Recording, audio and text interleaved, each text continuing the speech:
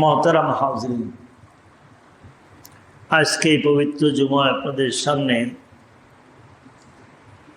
আমি কোরআনে পাকের 10ম পারা সূরাতুত তওবার 36তম আয়াত এবং বুখারী মুসলিমে বর্ণিত একখানা হাদিস আপনাদেরকে পড়ে শুনেছি। আল্লাহ পাক তৌফিক দিলে এই আয়াত এবং হাদিসের আলোকে আজকের এই সময়ের সাথে সম্পৃক্ততা রেখে কিছু আলোচনা করব। আল্লাহ পাক আমাকে আপনাকে সকল মুসলমান ভাইদেরকে দ্বীনের সঠিক কথাগুলিকে সঠিকভাবে বুঝে যথাযথভাবে আমল করার তৌফিক দান করেন। আলহামদুলিল্লাহ, আমাদের অনেকেরই জানা নতুন বছর শুরু হয়ে গেছে আরো 2 দিন আগে, আরবি বছর। আমাদের অনেকেরই খবর থাকে না এ সম্পর্কে। মসলা ইতিপূর্বে বিভিন্ন সময়ে বলেছি যে আরবি তারিখ মুসলমানদের ইয়াদ রাখা, স্মরণ রাখা ফরজে কেফায়া। ফরজে কেফায়া যেমন নাকি জানাজার নামাজ ফরজে কেফায়া। কোনো এলাকায় কোনো মাইয়িত হয়ে গেলে যদি কিছু লোকে মিলে জানাজার নামাজ পড়ে তারপরে দাফন করে, তাহলে পুরা এলাকার মানুষ কারো গুনাহ হবে না। আর আল্লাহ না করুন যদি কারো জানাজা পড়ানোর মতো কোনো ব্যক্তি না থাকে, এই কারণে জানাজা না দিয়েই দাফন করা হয়, তাহলে পুরা এলাকার মানুষ একটা ফরজ তরক করার গুনাহে গুনাহগার হবে। ঠিক তদ্রূপ ভাবে মুসলিম সমাজের যদি কেউ এই আরবি তারিখ না জানে, গণনা যদি খেয়াল না রাখে, তাহলে পুরা সমাজ, পুরা জাতি, ওই দেশের সকল নাগরিক একটা ফরজ তরক করার গুনাহে গুনাহগার হবে। আলহামদুলিল্লাহ, আমাদের দেশের জাতীয় পত্রিকাগুলিকে ধন্যবাদ জানাতে হয়। তারা ইংরেজি আর বাংলা তারিখের সাথে সাথে আরবি তারিখও উল্লেখ করেন নিয়মিতভাবে। সরকারিভাবেও আলহামদুলিল্লাহ চাঁদ দেখা কমিটি আছে, তারা রমজান ছাড়া অন্যান্য ঈদ ছাড়াও পুরা 12 মাসের চাঁদ দেখার এবং তারিখ নির্ধারণ করে দেওয়ার একটা প্রক্রিয়া তাদের মাধ্যমেও চলে। এতে ফরজে কেফায়া আদায় হয়ে যাচ্ছে। তাই বলে কি আপনি আর আমি আরবি তারিখ ভুলে গেলে চলবে? ভুলে গেলে চলবে না। কেন ভুলে গেলে চলবে না? এই জন্য যে আপনার আমার ইবাদত বন্দেগীর বহু কিছুর সম্পর্ক আরবি মাসের সঙ্গে, না ইংরেজি মাসের সঙ্গে।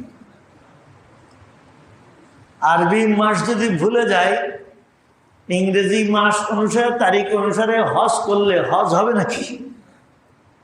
হজ আরবি মাস অনুসারে হইতে হবে। রমজান মুবারক, এটাকে ইংরেজি বাংলা মাস অনুসারে আদায় করতে হবে না আরবি মাস অনুসারে আদায় করতে হবে? আরবি মাস অনুসারে আদায় করতে হবে।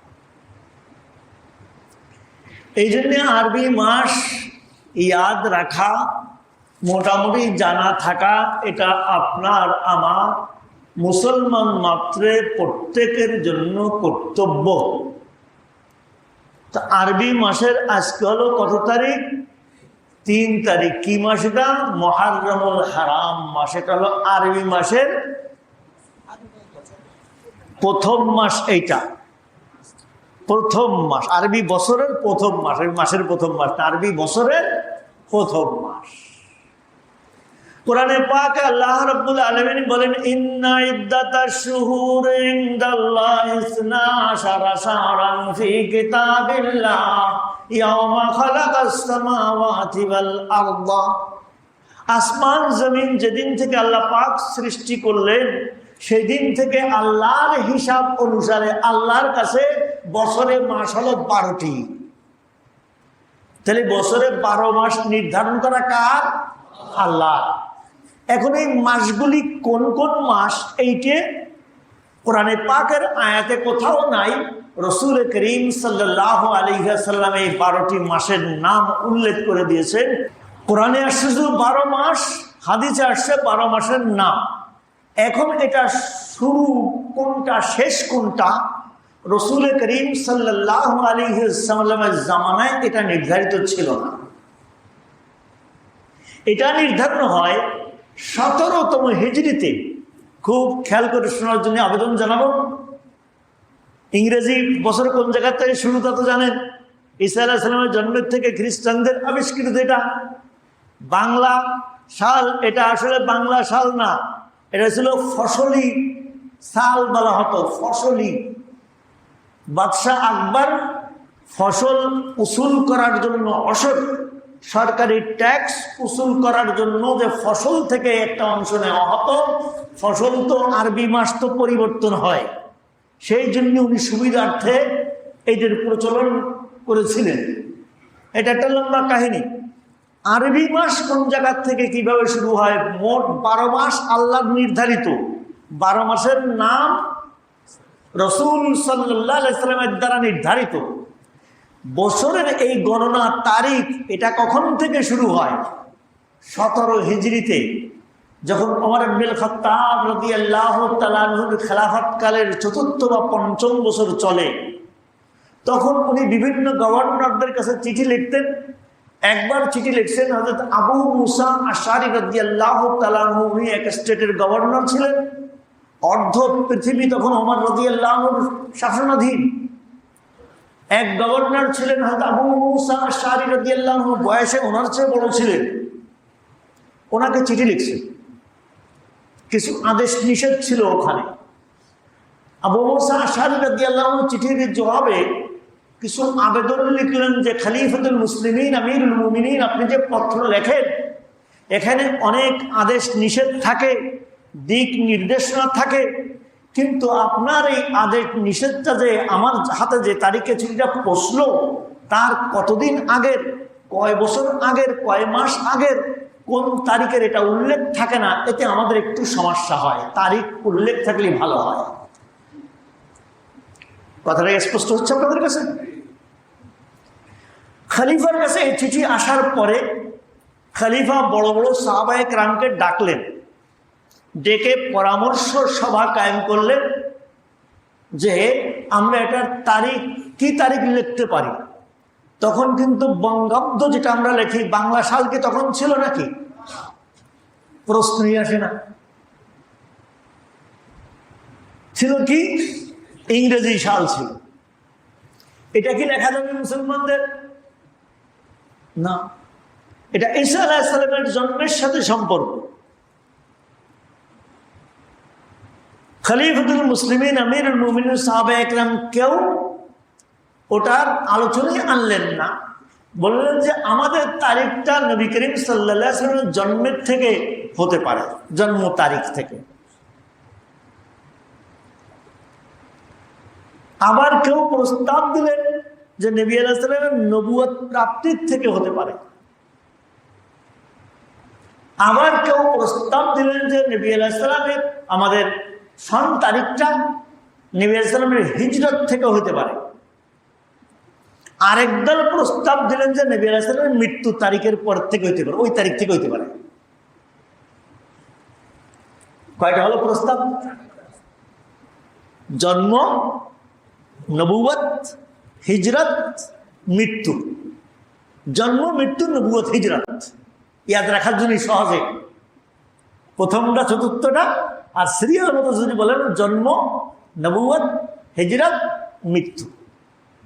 এই 4টে প্রস্তাবের ওমর ইবনুল খাত্তাব রাদিয়াল্লাহু আনহু জন্ম তারিখকে প্রত্যাখ্যান করলেন যে ওতে তো ঈসা আলাইহিস সালামের সাথে খ্রিস্টানদের সাথে সাদৃশ্য দেখা দেয়। মৃত্যুর তারিখের কথা বললেন যে মৃত্যুর তারিখটা এটা তো একটা দুর্ঘটনা, এটা মুসলমানদের সন তারিখ এখান থেকে গণনা, এটা কল্যাণ বয়ে আনার কথা না। সর্বসম্মতিক্রমে পছন্দ করলেন হিজরতের তারিখকে, যে হিজরত যে তারিখে হলো এইটাকেই সন তারিখ হিসেবে গণনা করা হবে হিজরি। সব সাহাবা একরাম যারা উপস্থিত ছিলেন, মুরব্বীগণ, সবাই এটাকে পছন্দ করলেন যে হ্যাঁ এইটা ঠিক আছে। এবং খলিফা এটা একটা কারণ দেখালেন যে আল্লাহর নবীর জন্মের দ্বারাও দিন প্রতিষ্ঠিত হয়নি, নবুয়ত প্রাপ্তির দ্বারাও দিন প্রতিষ্ঠিত হয়নি। দিন প্রতিষ্ঠিত হয়েছে কিসের দ্বারা? হিজরতের দ্বারা। হিজরতের পরের থেকে ইসলাম এবং মুসলমানদের সক্রিয়তা, ইসলাম মুসলমানদের অস্তিত্ব এবং তাদের প্রভাব আস্তে আস্তে সারা দুনিয়া, পুরা জাতির উপরে কি করে বিস্তার করে, বলছে এইটি নির্ধারণ হয়। এখন সময় কি হলো? বছর নির্ধারণ হয়েছিল, তার বছর, বছরের মাস কোনটা শুরু হবে, শুরু মাস কোনটা? আল্লাহর নবী হিজরত কোন মাসে শুরু করেন? ঐতিহাসিকগণ বলেন যে নবী আলাইহিস সালাম সফর মাসের 23 তারিখে শুরু করেন। ওই যে ঘটনা, ঘরের ভিতরে আলী রাদিয়াল্লাহু আনহুকে শোয়া রেখে কাফেররা চতুর্দিকে শোয়া দাঁড়ানো, সশস্ত্র বাহিনী সবার সামনে দিয়ে ধুল ছুড়ে দিয়ে বেরিয়ে গেলেন, সেটা ছিল কোন মাস?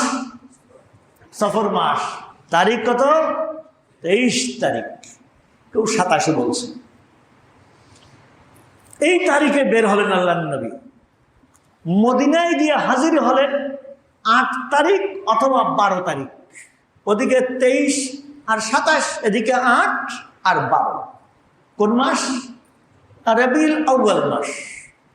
তাহলে বছরের শুরু গণনা হয় সফর মাস থেকে হবে, তা নাহলে রবিউল আউয়াল মাস থেকে। মুহররম মাস থেকে হইল কেন? আল্লাহ, খুব খেয়াল করেন, এটা দুই কারণ। রাসূল করিম সাল্লাল্লাহু আলাইহি ওয়াসাল্লাম যে 23 তারিখে রাত্রে বের হলেন, ওই দিনই কি ইচ্ছা পোষণ করেছিলেন? প্রস্তুতিটা কি এর আগে হয়েছিল না ওই দিনই হয়েছিল? এর যথেষ্ট আগে। আল্লাহর অনুমতির অপেক্ষায় ছিলেন, অনুমতি হয়ে গেছে, আবু বকর রাদিয়াল্লাহু আনহুর বাড়ি থেকে পরামর্শ হয়ে গেছে, এরপরে যা কিছু আনুষঙ্গিক প্রয়োজন তার জোগাড় যন্ত্র হয়ে গেছে। তাহলে এই ঘটনাটা কবে থেকে হইতেছিল? সফর মাসের আগে কি? মুহররম মাস। তাহলে হিজরতের সূচনা আল্লাহর নবীর ভেতরে আল্লাহর পক্ষ থেকে অনুমতি এবং আল্লাহর নবীর যাওয়ার দৃঢ় সংকল্প কোন মাসে হয়? মুহররমুল হারাম মাসে, সম্মানিত মাসে হয়। এই এক কারণ। আরেক কারণ হলো, ওমর রাদিয়াল্লাহু আনহু বলেন, দেখো মানুষের মনে রাখার জন্য সহজ হবে। কেউ কেউ প্রস্তাব দিছে সফর মাস থেকে হওয়ার, বলছেন ওই তারিখে রওনা হয়েছে। কেউ বলছেন যে কোন মাসে? রবিউল আউয়াল মাসে, যেহেতু এই মাসে নবী আলাইহিস সালাম মদিনায় আসছিলেন। ওমর রাদিয়াল্লাহু আনহু বললেন না, নবী আলাইহিস সালাম পিছন থেকে শুরু করছিলেন, ওই মাস থেকে হবে, এক কারণ। দ্বিতীয় আরেক কারণ বলেন যে মানুষ সবাই হজে আসবে কোন মাসে? জিলহজ মাসে। জিলহজ মাসে হজ করে যাইতে যেতে জিলহজ মাস প্রায় শেষ হবে না? সবাই যখন একত্রিত হবে, 10 তারিখে সবাই মিনায় জমা হবে, তার আগে 9 তারিখে আরাফায় জমা হবে। তো এই সময় সবাই একত্রিত হজ করে চলে যাবে। এই মাস শেষ হওয়ার পরের থেকে যদি বছর শুরু হয়, তাহলে মানুষের মনে রাখার জন্য সহজ হবে। কথাটা স্পষ্ট হয়েছে কি আপনাদের কাছে? খলিফা বললেন যে দুই কারণে আরবি বছরের প্রথম মাসটা হবে মুহররমুল হারাম মাস। কয় কারণে? এক কারণ, নবী আলাইহিস সালামের হিজরত মোটা মানুষ আন্তরিকভাবে শুরু হয়েছে ওখান থেকে, সংকল্প ওখান থেকে, পরিকল্পনা ওখান থেকে, তাই ওইটাই হিজরতের প্রথম সময়।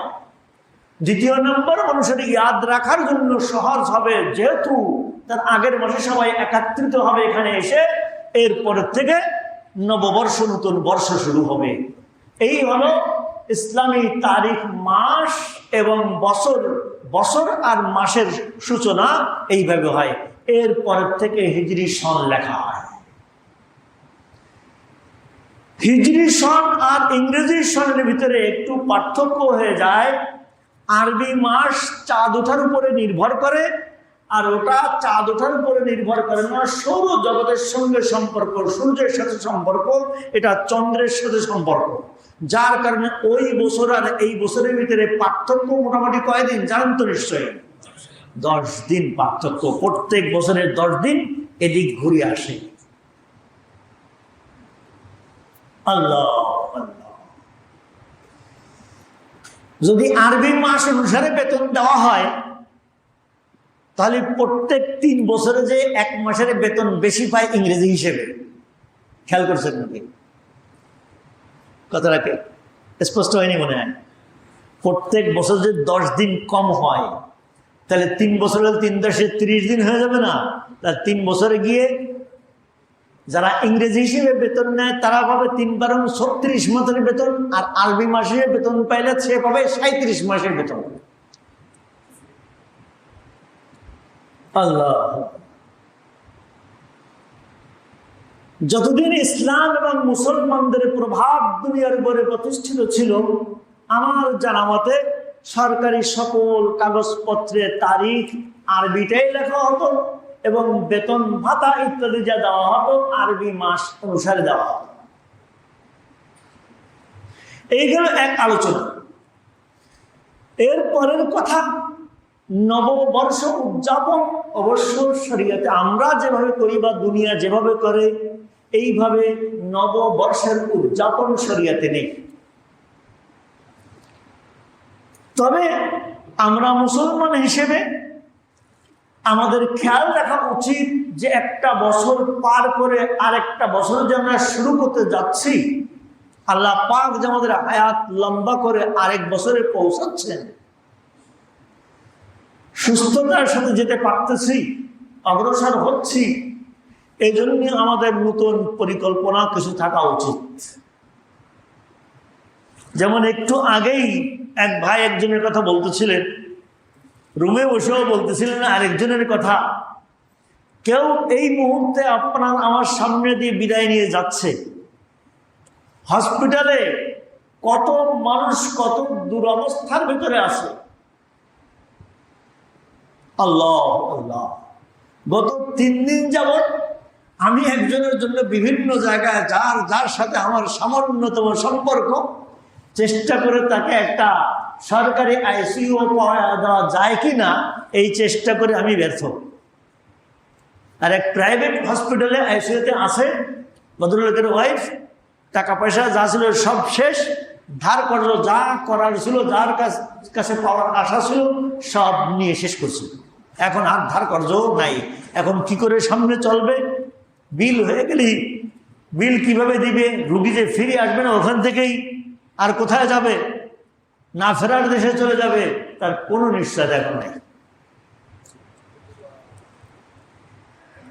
আল্লাহ পাক ওই সকল অবস্থা থেকে আপনাকে আমাকে অত্যন্ত সুস্থতার সাথে আল্লাহর ঘরে আসা, বসার, বলার, শোনার তৌফিক দিচ্ছেন। এটা কি যেন তেন নিয়ামত? দুনিয়ার সবচেয়ে বড় নিয়ামত, দুনিয়া সবচেয়ে বড় নিয়ামত সুস্থতা। আল্লাহু আকবার কবীরা। নতুন বছরে আমাদের পরিকল্পনা, ছোট্ট একটা কথা বলবো। বিগত বছরে যা করছি, অন্যায় কিছু করে থাকলে সেগুলো ছেড়ে নতুন করে শুরু করা। নেক আমল করতেছি, যে যেখানে আসি তার থেকে একটু বাড়ানো, খুব বেশি লম্বা চওড়া বলবো না। আমার অনুরোধ থাকবে, আমি ইনশাআল্লাহ পাক আমাকেও তৌফিক দান করেন, আপনাদেরকেও তৌফিক দান করেন। কমপক্ষে দিনে 24 ঘন্টায় মাত্র 2 রাকাত নামাজ বাড়াবো ইনশাল্লাহ সবাই। কি বলেন? বেশি বললাম? বেশি কষ্ট হয়ে যাবে? আর মনে মনে নিয়ত করব যে আল্লাহ পাক এই 2 রাকাত নামাজের বদৌলতে পেছনের বছরের চেয়ে আল্লাহ এই সামনের বছরটাকে আরো ভালো অতিক্রম করা। কি বলেন, রাজি আছি সবাই? এর জন্য শুধুমাত্র 3টে সময় করবেন না, 3-4টে সময় বলে দিই। সূর্য ডোবার সময়, ওঠার সময়, ঠিক স্থির যখন হয়, নিষিদ্ধ সময় দেওয়া আছে, জেনে ওই সময়টায় পড়ব না, আসরের পরে পড়ব না। ফজরের আজান হয়ে গেলে সূর্য উদিত হওয়ার যে সময় আছে ওখানে 2 রাকাত সুন্নাত আর 2 রাকাত ফরজ ছাড়া অন্য কোন নফল নামাজ পড়ব না। ঠিক আছে না? কয় সময় হলো? 5 সময় হলো। সূর্য ওঠার সময়, ডোবার সময়, ঠিক মাথার উপরের সময়, দ্বিপ্রহরের সময়, আসরের পরে, আর হলো ফজরের সবে সাদেকের থেকে নিয়ে সূর্য ওঠার কিছু সময় পর পর্যন্ত। এর মাঝখানে এই 2 সময়ে কোনো নফল নামাজ নাই। আল্লাহ নবীর নিষেধ। যে নবী এত নফল নামাজ পড়তেন, যে নবী নফলের জন্য উদ্বুদ্ধ করতেন, সেই নবী এই 5 সময়ে নফল পড়তে নিষেধ করছেন। কাজে এই 5 সময়ে পড়বেন না।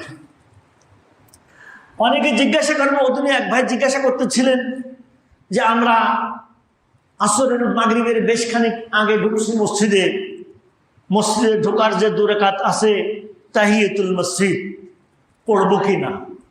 কি বললেন? কি বুঝলেন? কেন? যে নবী পড়তে বলছেন ওই নবীর এই সময় মানা করছেন।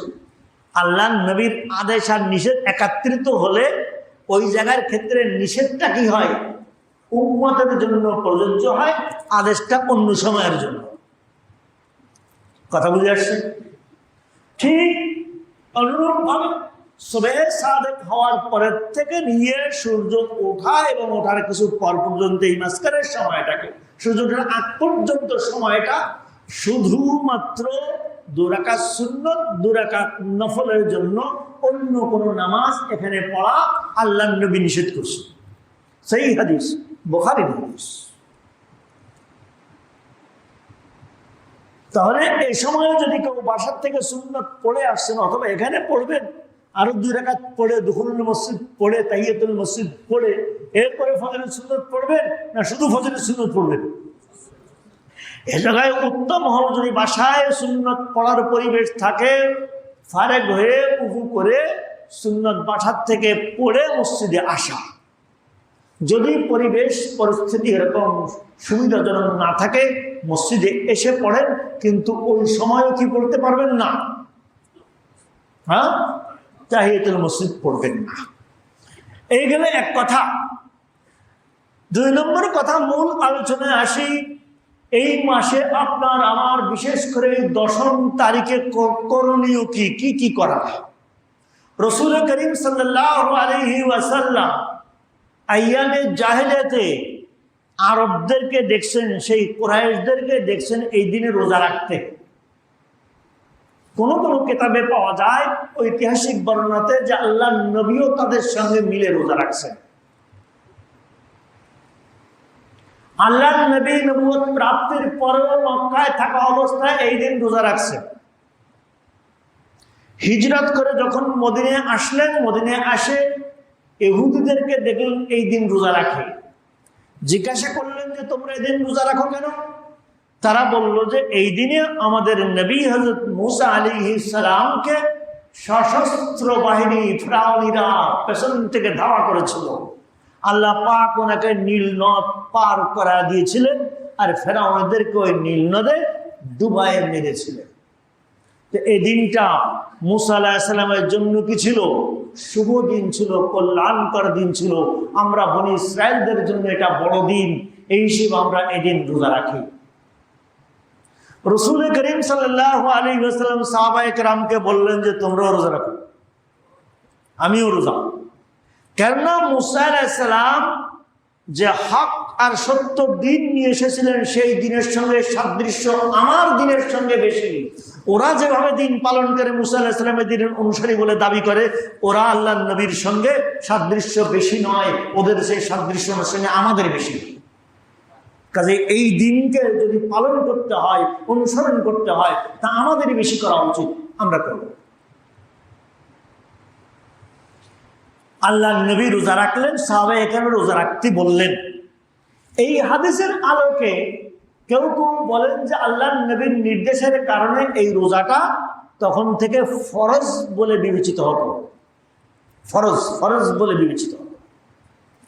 এরপরে যখন পবিত্র মাহে রমজানের রোজা নাজিল হলো, আল্লাহ পাক এক মাস রোজা উম্মতকে ফরজ করে দিলেন। ফরজ করে দেওয়ার পরে নবী করিম সাল্লাল্লাহু আলাইহি ওয়াসাল্লাম এরপরে আর এই রোজা রাখার নির্দেশ দিতেন না। তাই মুহাদ্দিসিন ইকরাম বলেন যে পরবর্তীতে রমজান ফরজ হওয়ার কারণে এই ফরজটা রহিত হয়ে যায়। এখন আল্লাহর নবী রোজা রাখতেন, সাহাবায়ে কেরামকে রাখার জন্য উদ্বুদ্ধ করতেন, সওয়াবের কথা বলতেন, কিন্তু নির্দেশ দিতেন না। কথা স্পষ্ট হয়েছিল আপনাদের কাছে? উৎসাহিত করতেন, উৎসাহ কি দিতেন? আল্লাহর নবী বলেন যে যদি কেউ আশুরার দিন রোজা রাখে, আল্লাহ পাক তার পেছনের 1 বছরের গুনাহ খাতা মাফ করে দিবেন। পেছনের 1 বছরের গুনাহ খাতা মাফ করে দিবেন। হযরত নবী করিম সাল্লাল্লাহু আলাইহি ওয়াসাল্লামের জীবনের শেষ অধ্যায়ে এসে একদিন কয়েকজন সাহাবী বললেন, নবী আল্লাহ, আমরা যে আশুরার দিন রোজা রাখি, নফল রোজা, ইহুদিরাও তো একদিন রোজা রাখে। তখন নবী আলাইহিস সালাম বললেন, ইন ইশতু মিন কাবিলিন লা আসুমান্না আত-তাসিআ, যদি আল্লাহ আমাকে বাঁচায় রাখে আগামী বছর, তাহলে আমি 10 তারিখের আগের দিন 9 তারিখের সঙ্গে মিলিয়ে রোজা 2টো রাখবো, যেন ওরাও একটা আমরাও একটা সাদৃশ্য যেন না হয়, একটু ব্যতিক্রম করার জন্য এটি করব। এখান থেকে ফুকাহায়ে কেরাম বলেন, আর নবী আলাইহিস সালামের ঘটনা কি হলো? ওই বছর আর মুহররম আসার আগেই নবী আলাইহিস সালাম কি হয়ে যায়? ইন্তেকাল হয়। এখান থেকে ফুকাহায়ে কেরাম বলেন যে কেউ রোজা রাখতে হলে 9-10 দুটো রাখবে, অথবা 10-11 দুটো রাখবে। তা আমাদের এবছর 9-10 কত তারিখে পড়ছে? আগামী বৃহস্পতি শুক্র। খুব সুবিধা মতো আছে না? আর যদি কোনো কারণে বৃহস্পতি রাখতে ভুলে যায় বা কিছু হয়ে যায়, তাহলে শুক্র এবং শনিবার রোজা রাখবে ইনশাআল্লাহ। রাজি আছেন না সবাই? যদিও নফল, কিন্তু রোজার উপকারিতা, যে শারীরিক যে উপকারিতা, কয়েকদিন আগে একজন আমাকে বলতেছিলেন যে ওনার ডায়াবেটিস কন্ট্রোল হইতেছে। তো নিজে বলতেছেন, ঠিক আছে, ডায়াবেটিস কন্ট্রোল করার ওষুধ আমার কাছে আছে, আগামীকালকে থেকে রোজা রাখা শুরু করুন। উনি বললেন, রমজানে আমার ডায়াবেটিস কন্ট্রোল থাকে, কোনো ওষুধ খাওয়া লাগে না, রমজান ছাড়া ইনসুলিন মারলেও খেয়ে না, কন্ট্রোলে আসে না। তাই বলে ভালো ওষুধ পেয়েছে। আল্লাহু আল্লাহ, ফায়া সুবহানাল্লাহিল আযীম। আল্লাহর রসুলের, আল্লাহর নির্দেশ আর রসুলের সুন্নতের ভিতরে আপনার আমার জন্য, এই মানব জাতির জন্য এহকালীন কল্যাণ ও পুরা 100% নিহিত। আমরা এর অনেকগুলি জানি না, এখনো বিজ্ঞান এগুলি আবিষ্কার করে সারে নেই। কিন্তু খবরদার, আমাদের আমল যেন এহকালীন এই নগদ কিছু পাওয়ার জন্য না হয়, আমাদের আমল কি জন্য? আখিরাত পাওয়ার জন্য।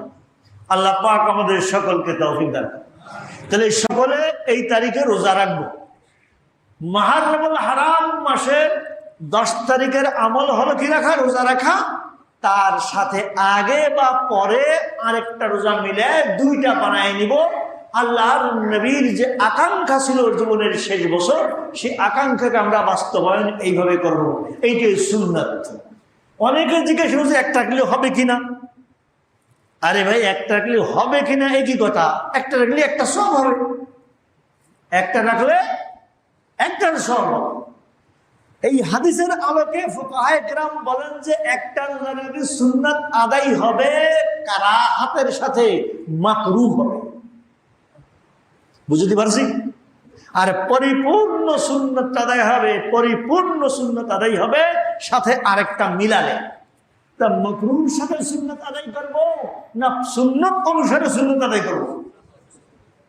সুন্নতের সাথে সুন্নত আদায় করবো ইনশাআল্লাহ। কথাটা কি বুঝাতে পারছি? স্পষ্ট হয়েছে তো আপনাদের কাছে? আল্লাহ পাক আমাদেরকে আমল করার তৌফিক দান করেন।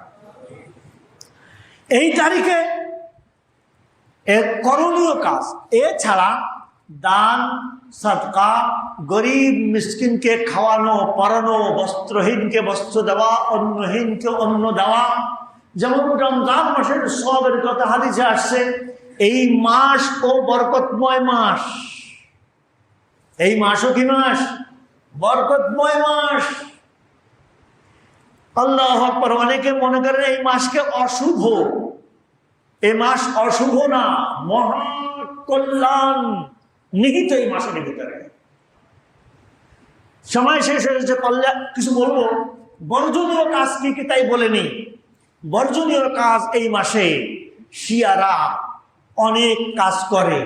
যেমন তারা তাজিয়া করে, মাতম করে, হায় হাসান হায় হুসাইন, নিজের গায়ে নিজে মারতেছে, রক্ত তো বের হয় না, রং বানায় রং ঢেলে দিয়ে দেখাইতেছে রক্তে রঞ্জিত হয়ে গেছে। এটা শুধু আমার কথা না, ইরানের বড় বড় শিয়া নেতা যারা নেতৃস্থানীয়, এরকম অনেকের বক্তব্য আমার পড়ার সুযোগ হয়েছে। তারাও বলছে শিয়া ধর্মের সাথে, শিয়া মতবাদের সাথে এগুলির কোনো সম্পর্ক নাই, এগুলির কোনো সম্পর্ক নাই। নাউজুবিল্লাহ সুম্মা নাউজুবিল্লাহ। এটা আমার কাছে আরেক দৃষ্টিতে মনে হয় যে হোসাইন রাদিয়াল্লাহু আনহুর সঙ্গে মোহাব্বত মুখে বলা হচ্ছে, মোহাব্বত মুখে বলা হচ্ছে, ওনার প্রতি দরদ, কিন্তু ওনার প্রতি কোনো মজাক আর উপহাস করা হচ্ছে কিনা আমার ভয় লাগে। কি বলেন? উনি রক্ত দিলেন, জান দিলেন, পুরা ফ্যামিলি শাহাদাত বরণ করলো, আর আমি লাফাই দিছি, আর বুকে থাপড়াই দিছি, আর কি ছিটাইতেছি? রং ছিটাইতেছি গায়ে। উনি রং ছিটাইছিলেন। আল্লাহ, উনি উম্মতকে শিক্ষা দিয়ে গেছেন যে সত্য বাস্তবায়ন করার জন্য শুধু নিজের প্রাণ নয়, পুরো ফ্যামিলিও যদি কোরবান হয়ে যেতে হয় তাই করা উচিত একজন খাঁটি মুসলমানের। আমি আমার ক্ষুদ্র জ্ঞানে মনে করি উনি আমাদেরকে এই সবক দিয়ে গেছেন, শিক্ষা দিয়ে গেছেন, উম্মতকে কিয়ামত পর্যন্ত আনেওয়ালি উম্মতকে এই শিক্ষা দিয়ে গেছেন। আর আমরা সেই দিনকে কি করতেছি? ভালো ভালো খাইতেছি আর নামে মাতম করতেছি। কান্না আসে না, কিন্তু কান্নার ভান করতেছি। এটা ওনার সঙ্গে কোনো উপহাস কিনা জানি না, আল্লাহ মাফ করে। 2 নম্বর একটা মাসলা বুঝে রাখি, হোসাইন রাদিয়াল্লাহু আনহুর শাহাদাতে সত্যই আপনিও ব্যথিত হওয়া উচিত, আমারও ব্যথিত হওয়া উচিত, পুরো উম্মতের ব্যথিত হওয়া উচিত। এখন বলুন, দুনিয়ার সবচেয়ে শ্রেষ্ঠ শহীদ কে? আল্লাহ কাউকে বলছেন? আল্লাহর নবী একজনের সম্পর্কে বলছেন সাইয়্যিদুশ শুহাদা, দুনিয়ার সকল শহীদদের শ্রেষ্ঠ শহীদ কে? আল্লাহর নবীর চাচা হযরত হামজা রাদিয়াল্লাহু তাআলা আনহুর শাহাদাতের পরে বলেছিলেন সাইয়্যিদুশ শুহাদা হামজা, দুনিয়ার সকল শহীদদের শ্রেষ্ঠ শহীদ হলো আমার চাচা হামজা। এখন আল্লাহর নবীর কথা অনুসারে শ্রেষ্ঠ শহীদ কি হামজা রাদিয়াল্লাহু আনহুকে বলবে, না আল্লাহর নবীর দৌহিত্র হযরত হুসাইন রাদিয়াল্লাহু আনহুকে আপনি আমি বললে উনি শ্রেষ্ঠ হয়ে যাবেন? বলেন। আমার প্রশ্ন বুঝছেন তো? খেয়াল করছেন তো? খেয়াল না করে শুনলে তো অসুবিধা। আল্লাহর নবী যাকে বলছেন শ্রেষ্ঠ শহীদ, কিয়ামত পর্যন্ত তিনিই হবেন শ্রেষ্ঠ শহীদ। আপনি আমি তাবৎ দুনিয়ার মানুষ একত্রিত হয়ে কাউকে শ্রেষ্ঠ বলি, সে শ্রেষ্ঠ হবে না। তাহলে হুসাইন রাদিয়াল্লাহু আনহুর শাহাদাতের কারণে যদি মাতম করতে হয়, তাজিয়া করতে হয়, শোক মানাতে হয়, শোক পালন করতে হয়, তাহলে শ্রেষ্ঠ শহীদের শাহাদাতে শোক পালন করবেন না? করা উচিত কিনা? যাকে এই সনদ আর এই সার্টিফিকেট খোদ আল্লাহর নবী দিলেন, তার মৃত্যু দিবস কত তারিখে আমার মনে হয় যে আমরা শতকরা 99.5 জন বলতে পারবো না।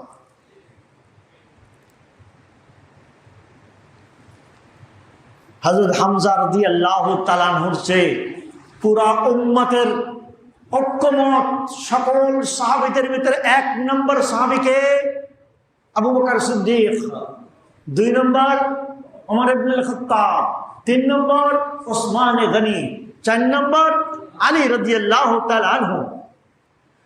ইসলামের 2 নম্বর খলিফা ওমর ইবনুল খাত্তাব রাদিয়াল্লাহু তাআলা আনহু। যোগ্যতা, গ্রহণযোগ্যতা, আল্লাহর নবীর প্রশংসা, মোটামুটি কিছু না কিছু তো আপনাদের প্রত্যেকের জানা। উনি কি সাধারণ মৃত্যুবরণ করেছিলেন না শাহাদাত? শহীদ। কোন জায়গায় বসে? মসজিদে নববীতে। কোন জায়গায়? আল্লাহর নবীর মুসাল্লায়। কোন অবস্থায়? নামাজরত অবস্থায়। কোন ওয়াক্ত নামাজ? ফজরের নামাজ। তাহলে এদিক দিয়ে শ্রেষ্ঠ শহীদ ওমর রাদিয়াল্লাহু আনহুর কোন মর্তবা নাই? ইসলামের জন্য এত কিছু করে গেলেন। দুনিয়ার যত শিক্ষা প্রতিষ্ঠান, ওস্তাদের জন্য বেতন নির্ধারণ, এবং ওস্তাদ হতে হলে যোগ্য ওস্তাদ হতে হবে, অযোগ্য ওস্তাদ পড়াতে পারবে না, এই নির্দেশনা দুনিয়ার সর্বপ্রথম আমার জানা মতে ওমর ইবনুল খাত্তাব রাদিয়াল্লাহু তাআলা আনহু। উনি বলেছিলেন ঐতিহাসিক বাক্য, লা ইউআল্লিমুল কুরআনা ইল্লা আলিমুন। কোরআন সম্পর্কে যে অভিজ্ঞ নয় এমন কোন ব্যক্তি কোরআনের শিক্ষা দিতে পারবে না, ওস্তাদ বলে বসতে পারবে না। সরকারিভাবে শিক্ষক নিয়োগ উনি দিয়েছিলেন সর্বপ্রথম আমার জানা মতে, এবং যারা পড়বে তালেব ইলমদের জন্য ফ্রি খাওয়ার ব্যবস্থার প্রচলন ওমর ইবনুল খাত্তাব রাদিয়াল্লাহু আনহুর খেলাফত আমল থেকে এটা শুরু হয়। আজ সারা দুনিয়া যে বর্ডার পাহারার যে ব্যবস্থা, সীমা, রাষ্ট্রের সীমারেখা, এটা মনে হয় ওমর ইবনুল খাত্তাব রাদিয়াল্লাহু আনহুর জামানার আগ পর্যন্ত আল্লাহর দুনিয়ার কোনো প্রেসিডেন্ট, প্রধানমন্ত্রী, কোনো বাদশাহ, রাজা বাদশাহ করছেন এই ইতিহাস আমার জানা নেই। কারো জানা থাকলে বললে আমি কৃতজ্ঞ। এত কিছু করে গেলেন, দুনিয়াকে এত কিছু দিয়ে গেলেন। আর্মিদের যে ছুটির ব্যবস্থাপনা, কতদিন পরে ছুটি পেতে হবে তাকে, অবশ্য ছুটিতে যেতে হবে। ওমর রাদিয়াল্লাহু তাআলা আনহু মেয়ের সঙ্গে পরামর্শ করে আর্মিদের ভিতরে এই ব্যবস্থা। একদল আর্মি সশস্ত্র বাহিনী রাষ্ট্রের জন্য সর্বদা প্রস্তুত থাকবে, এই ব্যবস্থা পৃথিবীতে ওমর ইবনুল খাত্তাব রাদিয়াল্লাহু আনহুর পূর্বে আর কোথাও ছিল কোন রাজ্য ছিল আমার জানা নাই। সুবিন্যস্তভাবে, সুশৃঙ্খলভাবে কোন রাষ্ট্রের পেছনে এইভাবে ছিল, বসে বসে বেতন পাইতো, খাইতো, যা আজ আছে। দেশের আয়ের একটা সিংহভাগ তাদের পেছনে কি হয়? ব্যয় হয়। এই ব্যবস্থাপনা ওনার আগে এইভাবে কোথাও ছিল আমার জানা নাই। এত বড় খলিফা, এত বড় পুত পবিত্র জায়গায়, এমন পবিত্র অবস্থায় শাহাদাত বরণ করতেছেন কত তারিখে? যদি জিজ্ঞাসা করি, আমি সহ অনেকে ফেল। ঠিক বললাম কিনা? বাদ দেন এই সব। আল্লাহর নবী সৈয়দুল কাউনাইন রাসূল করিম সাল্লাল্লাহু আলাইহি ওয়াসাল্লামের মৃত্যু তারিখটাও কি যেন কোনো শোকের বিষয় না, খুশির বিষয়? উম্মতের শোক, কেমন শোক পেয়েছিলেন সাহাবায়ে কেরাম? সাহাবায়ে কেরাম বলেন যে আমাদের কাছে দিনকে অন্ধকার রাত মনে হচ্ছিল, কেউ কাউকে দেখে চিনতে পারতেছিলেন না। ওমর রাদিয়াল্লাহু আনহু হেঁটে যাচ্ছেন, ওসমান রাদিয়াল্লাহু আনহু বসা, একে একে দুবার সালাম দিয়েছেন, সালামের জবাব দিতে পারেননি, চেনেননি, শোনেননি। আল্লাহ! ওমর রাদিয়াল্লাহু আনহু তরবারি হাতে দাঁড়ানো, দাঁড়ায় গেছেন, বলতেছেন, মান ক্বালা আন্না মুহাম্মাদ ক্বাদ মাত ফালা আদরিবান্না উনকা যে কথা বলবে যে নবী আলাইহিস সালাম ইন্তেকাল করেছেন, তার গর্দান উড়ায় দেবে মসজিদে নববীতে। কি অবস্থা ছিল এটা? হুশ না বেহুশ? বেহুশ। এই আল্লাহর নবীর মৃত্যু তারিখ, যদি হুসাইন রাদিয়াল্লাহু মৃত্যু তারিখকে সব প্রকাশ করতে আল্লাহর নবীর মৃত্যু তারিখে কোনো সুপারিশ ব্যবস্থা থাকবে কি থাকবে না? এখন এটা আপনি বানালেই হবে না, আল্লাহর নবীর এই আশেক যারা ছিলেন তাদের বানানো থাকতে হবে।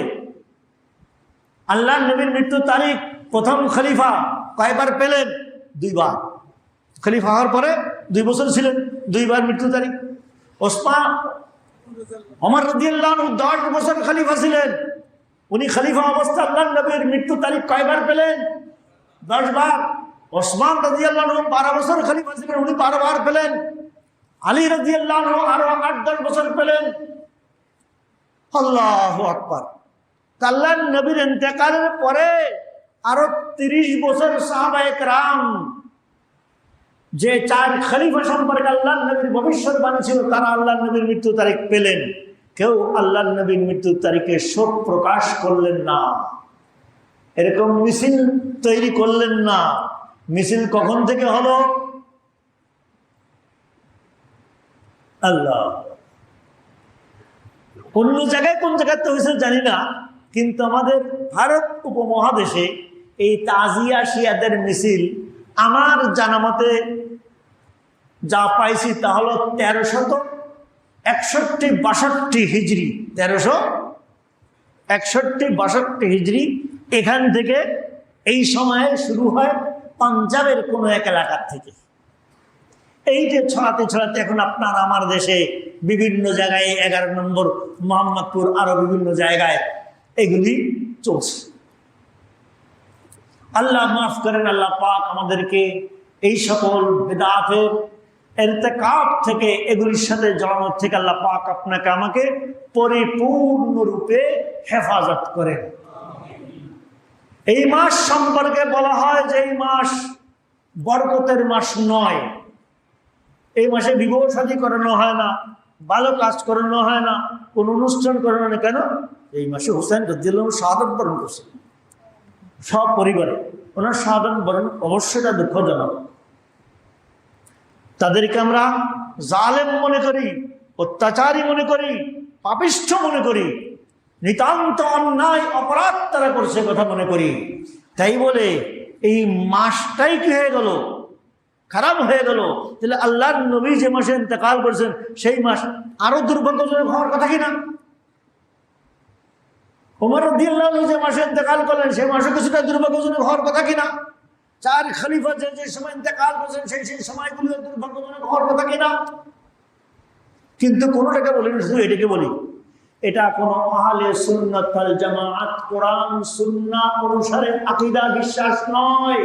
এই আকীদা বিশ্বাস হলো শিয়াদের বানানো আকীদা বিশ্বাস। কোরআন দুঃখ দুর্দশা আসলে, মুসিবত আসলে কোরআন কি বলে? ইদা আসাবাতুহুম মুসিবা ক্বালু ইন্না লিল্লাহি ওয়া ইন্না ইলাইহি রাজিউন। আল্লাহ ওয়ালা যারা, তাদের উপরে যখন কোনো মুসিবত আসে, প্রকৃত আল্লাহর বান্দা যে তার উপরে মুসিবত আসলে সে কি বলে? ইন্না লিল্লাহি ওয়া ইন্না ইলাইহি রাজিউন। এর বেশি না। আল্লাহর নবীর উপরে চরম থেকে চরম বড় বড় মুসিবত আসছে কি আসে নাই? আসছে। আল্লাহু আকবার কবীরা। মেহেরবানি করে আল্লাহর ওয়াস্তে এই ধরনের গলত আর ভুল আকীদাগুলির থেকে বেরিয়ে আসার চেষ্টা করি। এই মাসে এই তারিখে এত বড় বড় বরকতময় ঘটনা ঘটছে, যারা একটু আগে বললাম বুখারী মুসলিমের রিওয়ায়াত থেকে বোঝা যায় যে মুসা আলাইহিস সালাম নীল নদ পার হয়েছিলেন এই তারিখে, এই মাসের এই তারিখে। এই সবগুলি ঘটনা কি খারাপ না ভালো? ভালো। হুসাইন রাদিয়াল্লাহু আনহুর শাহাদাত, আল্লাহু আকবার, এটা ভালো না খারাপ? এটা খারাপ বলবো জালেমদের দিকে তাকায়। আর আল্লাহ রাব্বুল আলামিন শাহাদাত দ্বারা কি ওনার মর্তবা বাড়ছে না কমছে? দুনিয়াতেও আখিরাতেও। তাহলে উনার মর্তবা যদি বাড়ে তাহলে মুসলমানদের বাড়ে না কমে? মুসলমানদের বাড়ার কথা।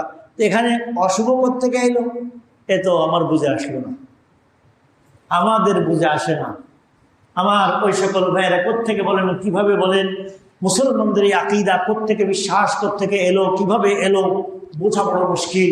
আল্লাহ পাক আমাদের সকলকে হেফাজত করেন।